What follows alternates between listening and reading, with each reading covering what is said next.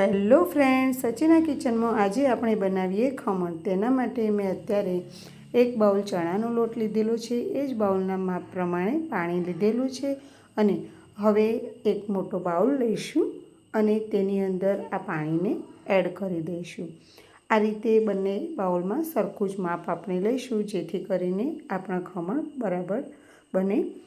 હવે એક ચમચી જેટલું મેં ખાંડ અંદર ઉમેરી છે અને આ ખાંડને બરાબર મિક્સ કરી લઈશું અને હવે તેની અંદર આપણે 2 ચમચી જેટલું તેલ ઉમેર્યું છે, અડધી ચમચી લીંબુના ફૂલ લેવાના છે અને તેની સાથે જ સ્વાદ અનુસાર મીઠું અને થોડું હળદર પાવડર ઉમેરીશું અને ચપટીક હિંગ લઈશું। આ રીતે બધી વસ્તુઓ મિક્સ કરી અને તેને બરાબર મિક્સ કરી લઈશું, બધું એક રસ બની જાય એ રીતે। ત્યારબાદ તેની અંદર ચણાનો લોટ ઉમેરવાનો છે અને તેને બરાબર મિક્સ કરી લઈશું, તેમાં લમ્સ ના રહે એ રીતે। આ રીતે સરસ મિક્સ થઈ જાય એટલે તમે જોઈ શકો છો કે આ રીતની તેનું બેટર તૈયાર થઈ જવું જોઈએ અને હવે તેને 10 મિનિટ રેસ્ટ આપીશું। ત્યાં સુધી આ ખમણને સ્ટીમ કરવા માટે મેં અત્યારે ઇડલી ઢોકળાનું કુકર આવે છે તે લીધેલું છે અને તેની અંદર એક ડબ્બો મૂકી અને તેને તેલથી ગ્રીસ કરેલો છે।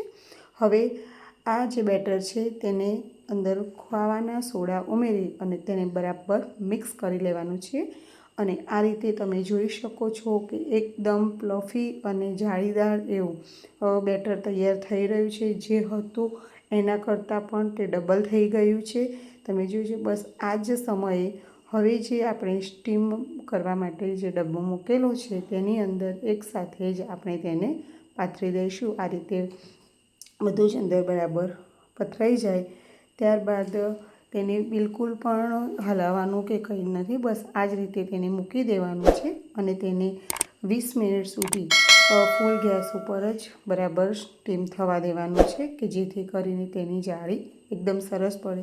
તેને વચ્ચે ખોલવાનું નથી, જો વચ્ચે ખોલીએ તો તેની જાળી છે બેસી જાય છે।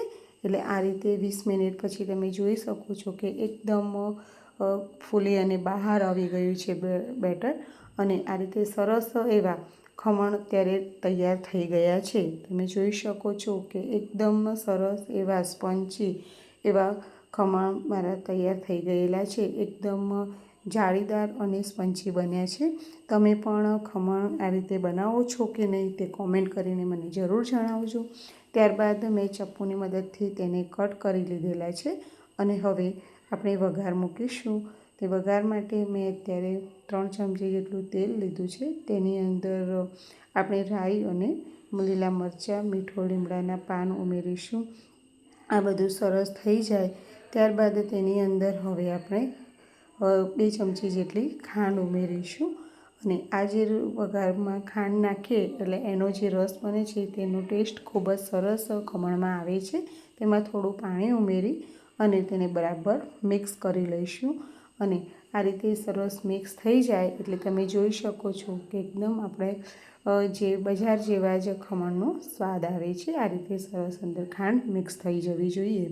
હવે આપણે ખમણના પીસ પાડી અને ડીશમાં સર્વ કરી લીધેલા છે, તેની ઉપર આ રીતે આપણે વઘાર નાખીશું।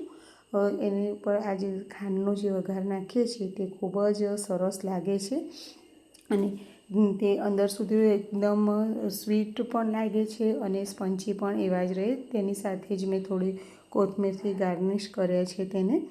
આ રીતે તમે એસકે કિચનમાં આવી રહેલા મારા વિડીયો તમને કેવા લાગે છે તે કોમેન્ટ કરીને મને જરૂર જણાવો। મારા વિડીયોને લાઈક અને શેર કરો, મારી યુટ્યુબ ચેનલને સબસ્ક્રાઈબ કરો। આ રીતે જોઈ શકો છો અને હું તમને તોડીને પણ એક ખમણ બતાવું કે દેખો કેટલો જાળીદાર અને સ્પંચી બન્યા છે। તો તમે પણ આ રીતે ખમણ બનાવવાનો પ્રયત્ન કરજો ના બનાવ્યા હોય તો, અને મારી ચેનલને સબસ્ક્રાઈબ કરો જો અત્યાર સુધી ના કરી હોય તો હવે સબસ્ક્રાઈબ જરૂર કરી લેજો અને ઉપરથી થોડી સેવ નાખી છે અને આ રીતે સરસ એવા ખમણ તૈયાર થઈ ગયા છે। Bye bye friends.